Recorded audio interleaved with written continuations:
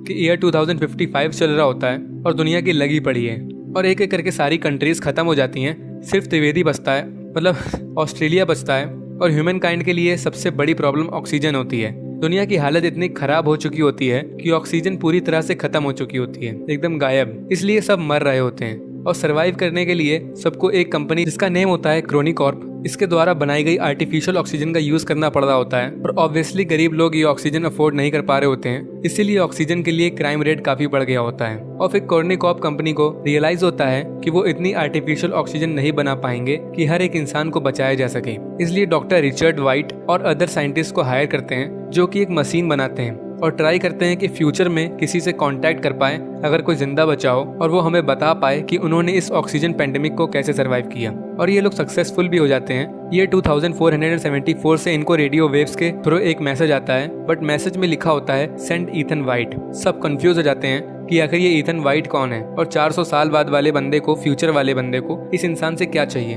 तो Ethan white इन्हीं doctor Richard white का 8 साल का लड़का होता है। बट फिर कुछ टाइम बाद डॉक्टर रिचर्ड वाइट मिसिंग हो जाते हैं और ईथन की मॉम का ऑक्सीजन मास्क की वजह से मर्डर हो जाता है। बट ईथन को जूड, एक स्ट्रेंजर होता है, वो इसको बचा लेता है और अब जूड इसकी देखभाल करता है, इसको बड़े भाई की तरह पालता है और फैमिली की तरह इसकी केयर करता है। और ये दोनों बड़े हो जाते हैं और अब ये 2067 होता है और ये दोनों अपनी लाइफ न्यूक्लियर पावर रिएक्टर को सही करने में बिता रहे होते हैं ताकि सिटी में इलेक्ट्रिसिटी और ऑक्सीजन फ्लो होती रहे। ये यहाँ पूरे जोश के साथ काम करते हैं क्योंकि ईथन की एक गर्लफ्रेंड होती है जेंथी, जिससे वो काफी प्यार करता है। बट वो सिक होती है और उसका कोई क्योर नहीं मिल रहा होता है क्योंकि इस प्लेनेट में अब कोई भी पेड़ पौधे नहीं होते। इसलिए ईथन अपने वर्क में काफी मेहनत करता है पैसे कमाने के लिए ताकि वो जेंथी को सारे ऑक्सीजन मास्क प्रोवाइड कर सके। बट फिर एक दिन इन दोनों भाई को उसी क्रोनिकॉर्प कंपनी में बुलाया जाता है और उसकी हेड ईथन को बताती है कि उनको 474 साल आगे फ्यूचर से एक मैसेज रिसीव हुआ है, send Ethan white. I know आप काफी कंफ्यूज हो गए कि ये बात तो काफी पुरानी है, जब ईथन 8 साल का था,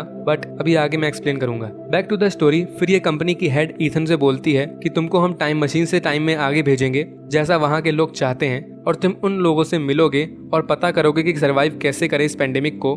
बट प्रॉब्लम ये होती है कि साइंटिस्ट बस ईथन को फ्यूचर में भेज सकते हैं, बट वापस आने का रास्ता उसे खुद ढूंढना पड़ेगा। और ऑब्वियसली ईथन डर जाता है और जाने से मना कर देता है क्योंकि उसको जेंथी की फिक्र होती है। बट जूड और जेंथी इसको समझाते हैं कि दुनिया को सेव कर सकते हो तुम। और फिर थोड़ी बहस के बाद ईथन मान जाता है फ्यूचर में जाने के लिए और ये रेडी होता है और साइंटिस्ट इसको एआई मशीन देता है, आर्ची, लाइक सिरी और कोर्टाना। और टाइम मशीन का यूज करके ईथन को फ्यूचर में फेंक देते हैं और ये आसमान से वहाँ गिरता है, पर इसको कुछ होता नहीं है इसके सूट की वजह से, लेकिन इसका सूट जल जाता है। और वहाँ ये जंगल में होता है तो ये काफी खुश होता है क्योंकि इसको ऑक्सीजन मिल रही होती है और लगभग 400 साल बाद अर्थ ने अपने आप को वापस हील कर लिया होता है। बट वहाँ लिविंग लाइफ का ईथन को कोई नामो निशान नहीं मिल रहा, ना कोई एनिमल का ना कोई इंसान का। और ईथन का मेन पर्पस फ्यूचर में आने का ये होता है कि इसको अपनी गर्लफ्रेंड की लंग सिकनेस के लिए क्योर ढूंढना होता है। और इसको वहाँ एक स्ट्रेंज चीज दिखती है, इसको एक स्केलेटन पड़ा दिखता है जो कि यही होता है। उसके सूट में इसी का नेम लिखा होता है, ईथन वाइट, और हेड में बुलेट का होल होता है। पहले तो इसे बिलीव नहीं होता, बट ईथन के हैंड में एक रिस्ट बैंड होता है लाइक ओमनीट्रिक्स, जो कि इसके डैड ने इसे इस बर्थडे में गिफ्ट की थी, इसके हाथ में चिपका दी थी एक्चुअली। और ये रिस्ट बैंड कभी नहीं निकलता, ये इसके हैंड में बोन से जाके चिपक गया था। और ईथन को उस स्केलेटन के हाथ में भी सेम रिस्ट बैंड दिखता है, जिससे कंफर्म हो जाता है कि स्केलेटन इसी का है। बट इस मरे हुए ईथन के रिस्ट बैंड में ग्रीन लाइट जल रही होती है और जिंदा ईथन के बैंड में रेड लाइट।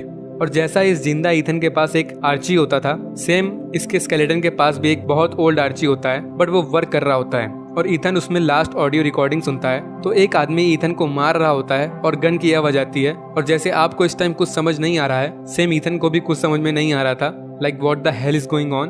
बट और फिर आर्ची की हेल्प से ईथन वहाँ सराउंडिंग में घूमता है और फिर रात में एक बेरी खा लेता है जो कि एक्चुअली एक पॉइजनस बेरी थी। और ईथन को बहुत पेन होता है और वो काइंड ऑफ मरने लगता है। बट तभी आसमान से कुछ चमकता हुआ जमीन में गिरता है और एक आदमी आता है जो कि ईथन को मरने से बचा लेता है, इसको एंटीडोट देके। और ये आदमी जूड होता है, ये एक्चुअली वही लैब से स्पेशली ईथन को मरने से बचाने के लिए फ्यूचर में आता है। और फिर ये दोनों आर्ची की हेल्प से एक बंकर में पहुंचते हैं और बंकर ईथन की आई चेक करके गेट ओपन करता है और ये दोनों अंदर जाते हैं और सिस्टम स्क्रीन में वेलकम ईथन वाइट लिखा होता है और बंकर ईथन के हाथ में लगे रिस्ट बैंड से डीएनए मैच करता है और ये बंकर एक्टिवेट हो जाता है और इसकी रिस्ट बैंड की भी लाइट रेड से ग्रीन हो जाती है और ये जगह एक्चुअली वही लैब होती है जहाँ पास्ट में इस टाइम मशीन रखी है। और अब इतना तो समझ गए कि ये बंकर सिर्फ ईथन की डीएनए से ही खुलता है, तो फिर वो फ्यूचर में मैसेज किसने भेजा इनको 2067 में। खैर, और जूड टाइम मशीन देख के खुश हो जाता है क्योंकि अब ये पास्ट में मतलब अपने टाइम में वापस जा सकते हैं। और फिर ईथन लैब के ओल्ड लॉग्स चेक करता है जिसमें उसके डैड के होलोग्राफिक रिकॉर्डिंग्स होती हैं उसी दिन की जब इनको ये मैसेज रिसीव हुआ था सेंड ईथन वाइट वाला। और इसके डैड बताते हैं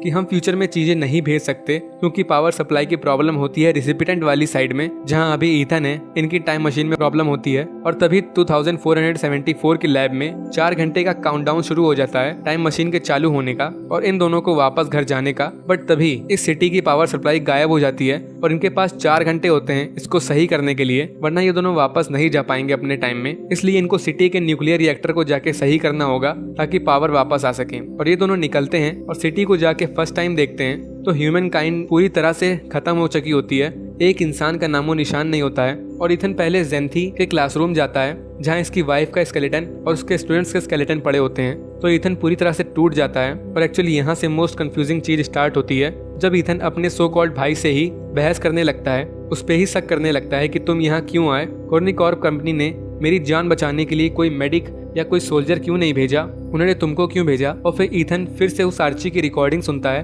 तो इसको रियलाइज होता है अदर पर्सन जो ईथन को गोली से मार देता है वो एक्चुअली जूड की ही वॉइस होती है और जूड को कोई आइडिया नहीं होता है कि यहाँ क्या चल रहा है और जूड गन निकाल के ईथन के ऊपर तान देता है। अब ये गन कहाँ से आई, really what the hell is going on.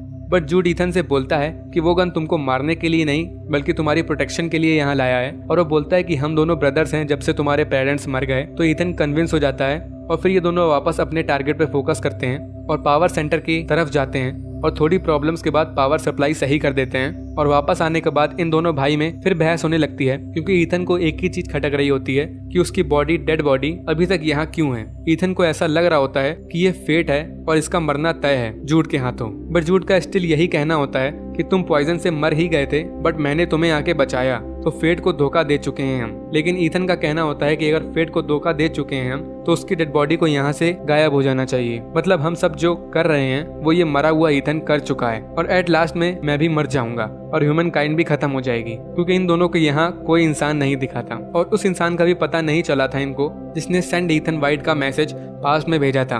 और फिर ईथन और ओल्ड लॉग्स चेक करता है जिसमें इसको पूरी सच्चाई दिखती है कि डॉक्टर वाइट समझ जाते हैं कि कॉर्निकॉर्प की हेड के इरादे दुनिया बचाने के नहीं है, इसको सिर्फ अपनी और अपने कुछ लोगों की फिक्र है और इसलिए वो फ्यूचर में जाके न्यू लाइफ शुरू करना चाहती है। और डॉक्टर वाइट उसके प्लान में साथ देने से मना कर देते हैं और ये हेड डॉक्टर वाइट को मार देती है और ईथन की मॉम को भी मरवा देती है। और जूड एक्चुअली में कॉर्निकॉर्प के लिए ही काम करता था और इसको ईथन का गार्डियन बना दिया गया था ईथन के पेरेंट्स के डेथ के बाद और केयर करने के लिए बोला गया था क्योंकि ये कॉर्निकॉर्प की हेड जानती थी ईथन ही इन सब की है, उसी के डीएनए से लैब ओपन होगी। और ये देख इन दोनों भाई की काफी लड़ाई होती है और ईथन अपना प्लान बदल देता है यहाँ से वापस पास्ट में जाने का।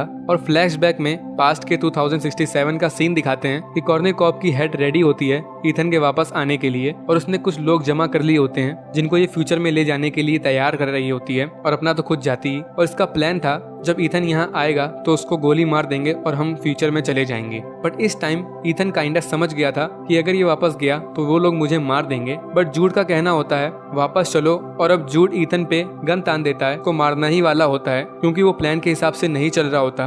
बट ईथन जूड के लिए सच में छोटे भाई जैसा होता है और ईथन बोलता है कि हम दुनिया बदल सकते हैं, इसलिए जूड अपने आप को रोकने के लिए अपना ही भेजा उड़ा देता है ताकि वो ईथन को कुछ ना कर सके। और ईथन जाके स्क्रीन पे वही मैसेज टाइप करता है, सेंड ईथन वाइट। जी हाँ, जिस आदमी को ये ढूंढ रहा था जिसने ये मैसेज भेजा होता है वो एक्चुअली यही होता है, इसी ने पास्ट में वो मैसेज भेजा था। आप सबने डार्क देखी होगी, पास्ट फ्यूचर प्रेजेंट सब कनेक्ट होते हैं और ये अपने आप को वापस अपने टाइम में भेजने की जगह पेड़ पौधे वापस पास्ट में भेज देता है और वो रिकॉर्डिंग भी भेजता है जिसमें ये हेड मिस्टर वाइट को मार रही होती है और अपनी गर्लफ्रेंड के लिए क्योर भी भेजता है और अपना फ्यूचर में अकेला रह जाता है और अपने भाई को बरी करता है। और तब इसे रियलाइज होता है कि यहाँ बटरफ्लाई आ गई है, मतलब लिविंग थिंग, और इसकी डेड बॉडी का स्केलेटन भी अपने आप गायब हो जाता है और ये भाग के उसी जगह जाता है जहाँ पहले सिटी तबाह दिख रही थी बट अब वहाँ पर एकदम न्यू सिटी होती है और पूरी डेवलप्ड हो चुकी होती है और ये 2474 होता है तो बहुत ज़्यादा डेवलप हो चुकी होती है और मूवी इसी पॉइंट में ख़त्म हो जाती है। अब मुझे पता है कि बहुत कंफ्यूजन होगी तो मैं पूरी एंडिंग को शॉर्ट में और रियल फॉर्मेट में क्लियर कर देता हूँ। छोटा ईथन और उसके पापा डॉक्टर वाइट, इन दोनों की फादर सन रिलेशनशिप बड़ी अच्छी होती है, बट डॉक्टर वाइट के पास और भी काम होते हैं, लाइक टाइम मशीन बनाने के और फ्यूचर में लोगों से कांटेक्ट करने के, और ये सक्सेस भी हो जाते हैं। बट जब फ्यूचर से इनको फर्स्ट मैसेज आता है कि सेंड ईथन वाइट, तो डॉक्टर टेंशन में आ जाते हैं और सबसे पहले जाके अपने बेटे के हाथ में वो रिस्ट बैंड चिपका देते हैं ताकि यही उस लैब को एक्टिवेट कर सके, और फिर इसकी फैमिली को मार देते हैं कॉर्निकॉप कंपनी वाले, क्योंकि मिस्टर वाइट उनके साथ काम करने से मना कर देते हैं। और ईथन अब इस कंपनी के लिए सबसे ज्यादा इंपॉर्टेंट होता है, इसलिए जूड को ये लोग ईथन की परवरिश के लिए असाइन करते हैं और वो इसको सेफ रखता है। और फिर जब वो बड़ा हो जाता है तो उसे टाइम मशीन से फिर फ्यूचर में 474 साल बाद भेजा जाता है ताकि वो इनकी हेल्प कर दे। बट एट लास्ट ईथन को समझ आ जाता है कि कॉर्निकॉप के रियल इरादे कुछ और हैं और ईथन को प्लान के हिसाब से वापस आना होता है पास्ट में, बट ये नहीं जाता और जूड अपने आप को ईथन को मारने से रोकने के लिए खुद की जान ले लेता है। और अब बात आती है कि ईथन का स्केलेटन वहाँ क्यों था और वो कहाँ गायब हो गया। तो मेरी थ्योरी के हिसाब से कि उस कॉर्निकॉप की हेड ने बोला था कि जब ईथन टाइम मशीन से इस टाइम में वापस आए तो उसको शूट कर देना और यहीं छोड़ देना और हम सब फ्यूचर में न्यू लाइफ स्टार्ट करने चले जाएंगे। तो एक अल्टरनेट रियलिटी के बारे में सोचो कि अगर ईथन प्लान के हिसाब से पास्ट में यानी 2067 में वापस आ जाता तो ये लोग सबसे पहले उसको शूट कर देते और यहाँ छोड़ देते। तो ऐसा ही हुआ था, एक फ्यूचर वाला ईथन पास्ट में चला गया था और उसको शूट करने के बाद इन लोगों ने यहीं छोड़ दिया था, इसलिए उसका स्केलेटन यहीं पड़ा था 400 साल बाद भी, क्योंकि मूवी में कहीं भी ये कंफर्म नहीं किया गया है कि जूड ने ही ईथन को मारा था। यहाँ तक उसने आर्ची में अपनी और जूड की फाइट की वीडियो रिकॉर्डिंग भी देखी थी, बट गन शॉट वाला सीन वो नहीं देख पाया था, उसको हाइड कर दिया गया था, सिर्फ गन शॉट की साउंड सुनी थी। तो मुझे तो बस यही एक्सप्लेनेशन समझ आया। लेकिन अब बात की अगर ऐसा हुआ था तो ये सब लोग कॉर्निकॉप वाले फ्यूचर में आ गए होंगे, बट इनका तो यहाँ कोई नामो निशान नहीं मिला, तो शायद ये लोग यहाँ आके भी सेटल नहीं हो पाए, मतलब जीना नहीं सीख पाए, और या फिर ये टाइम मशीन से यहाँ कभी आ ही नहीं पाए।